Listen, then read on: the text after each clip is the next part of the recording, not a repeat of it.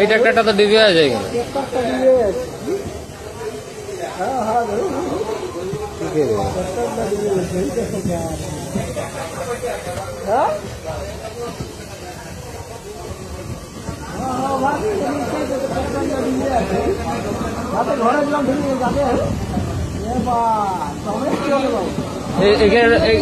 যত পাবলিক সব ওভারব্রিজের উপর আর স্কুল ঘরে ঢুকে আছে।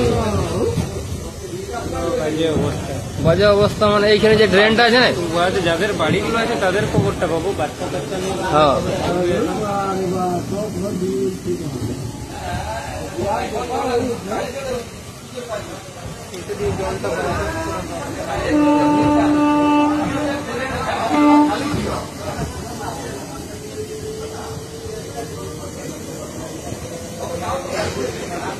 সব জায়গাটা তো ডাউন আছে এখানে।